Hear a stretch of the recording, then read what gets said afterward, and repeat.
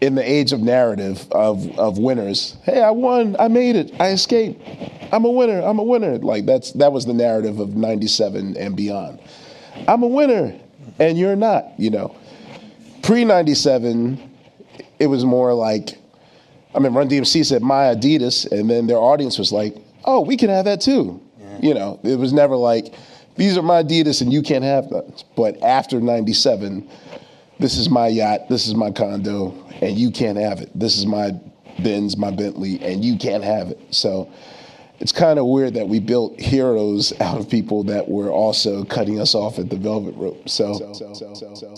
If we can understand how luxury brands market to their customers, which is giving them the sense of exclusivity, you have attained something which no one else can attain. You are a part of a small segment of society that can have this sneaker, this car, or can attain this black card. That's what they give to their customers. And that's why when you see people revolting against Gucci, who now came under fire because of their Blackface sweater, which personally to me, the craziest thing is that they're selling the sweater for $890. I mean, look at this thing. It's like a turtleneck with about like 4 inches more at the top, with just red lipstick on it, and they feel that they can charge you $890. That's why Gucci should be shitted on just for doing that, but I'm sure they have sweaters that are far more expensive than this one. But when you see Soulja Boy, T.I., David Banner, and others revolt against the brand as they have over the last few days, everyone wants to say, well, we shouldn't spend money with Gucci because this is how they personally feel about us. But if you understand marketing, then you know that this is what luxury brands do. And in order to give you that exclusivity and that feeling of opulence, then they sort of have to market to you in a kind of abusive way, the same way that rappers market to us in sort of an abusive way. You know, if you think about American brands, fashion brands, if you think about Ralph Lauren, Tommy Hilfiger, Michael Kors, Calvin Klein, all of these brands have faces on them. So if there's a discrepancy, if there is a bone to pick with one of these companies, it's very easy to boycott, and it's very easy from a psychological standpoint to tell them to go fuck themselves, because if we can see a person, then we can directly go and accuse them of this wrongdoing, as opposed to a company like Gucci, which has, you know, just like the Michael Kors and all these other companies, has shareholders, but there's no face to the company. You know, Gucci is a subsidiary which is owned by Kering.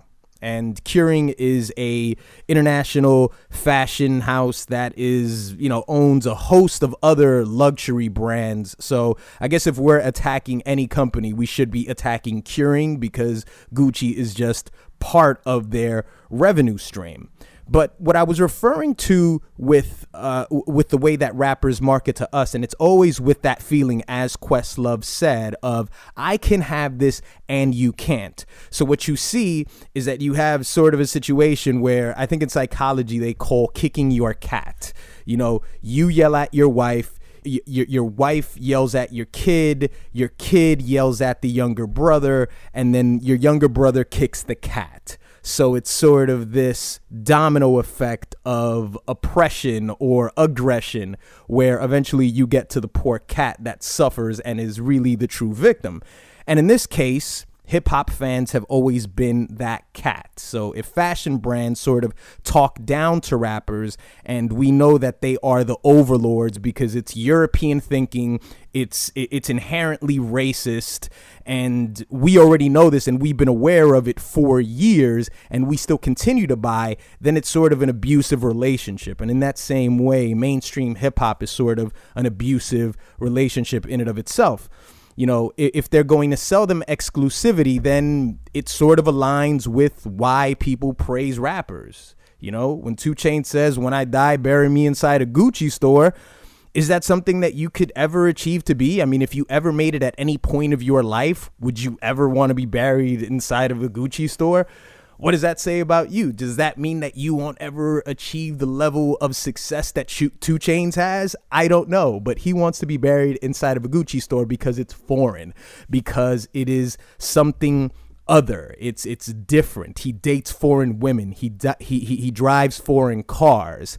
And when it comes to American luxury, there's not really a sense of opulence. It's not really a sense of exclusivity. You know, I think if you go into some of these fashion companies, these fashion stores in Italy, I think when you go in there to buy like $15,000 purses, just because you have that money doesn't mean you can get the purse. There may be waiting lists for some of these products. So again, the exclusivity, you can't have it. So the same thing that these fashion brands do to these rappers do to us.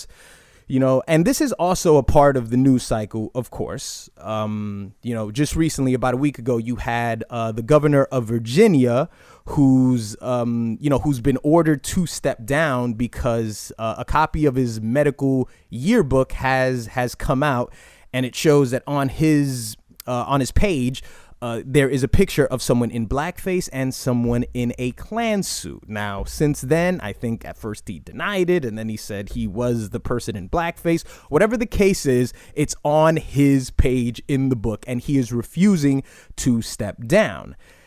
There's always an attempt to try to get emotion out of you with things like this, of course.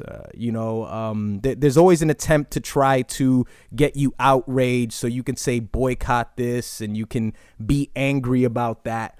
And I've always wanted you to just be aware of that. I don't look at things like this and the H&M sweater as examples of how terrible this world is. It's just stupid shit that's out there meant to get your attention and get you to retweet and get you to talk about things. But in the end, it's not really going to boil down into anything, because if we talk about this community, I personally don't know anyone who wears Gucci. I've never worn Gucci myself. I don't know if anybody who listens to this channel ever purchases, $890 sweaters. I doubt it. But the real problem in the community is that they're being supported by rappers. These brands are being supported by rappers, and that's really our only connection to it. And that's really their issue. And it's never going to be boycotted, because what else do they have as far as American fashion? As far as American luxury fashion, where does the sense of exclusivity comes in? These people are brands, and they think of themselves as brands, and they're just not going to walk around with a sweater they got from the Goodwill. They're not going to do that. So they need something that's going to align with the person that they're projecting onto the world. Personally, Soulja Boy, for example, who I told you guys a couple weeks ago when he was, going on about, oh, hey, spend money with black businesses, and this is my video game, and all the while he's walking around with a Gucci headband. And in fact, when he spoke out against Gucci in this incident, he said, well, he's going to rock with Fendi now. So the point's going way over Soulja Boy's head. And I don't think that the solution here is, hey, let's find American or local brands, and we should, go on IG and wear their clothing and really make them hot. I don't really think that's the point. I think that'll be very contrived. I think the point here is that these people need to come in terms with their psychology and how they've been basically sold a dream of being worldly, of being something other than what they once were, and buying $2,000 sunglasses or $20,000 sunglasses will somehow ascend you from a different mind state or just a different lifestyle.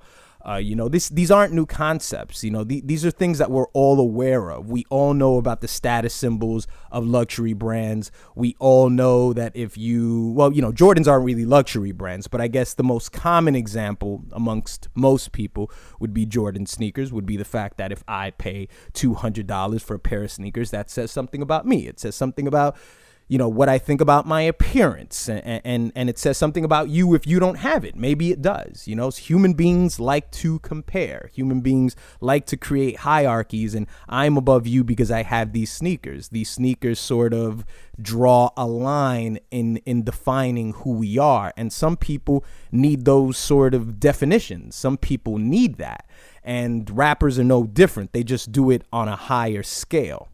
What do you guys think about the Blackface sweater? Have you purchased any Gucci products ever? Things that weren't fake, by the way. I don't want to hear anything about something you got on Canal Street in New York City. That's not real, all right? I don't want to hear about that. What do you think about this Gucci controversy? Were you outraged? Did you care? That's not a disingenuous question. I really want to know what you felt about it. Are you just sick of Twitter outrage? Because I certainly am. I'm certainly sick of Twitter outrage. I'm sick of the Jesse Smolletts of the world, apparently getting beat by someone, and, they just so happen to be racist, homophobic, and they were Trump supporters. It's just, people just think we're stupid and we'll just go for anything. What do you feel about outrage culture? Please let me know in the comment section below, and I'll see you guys next time.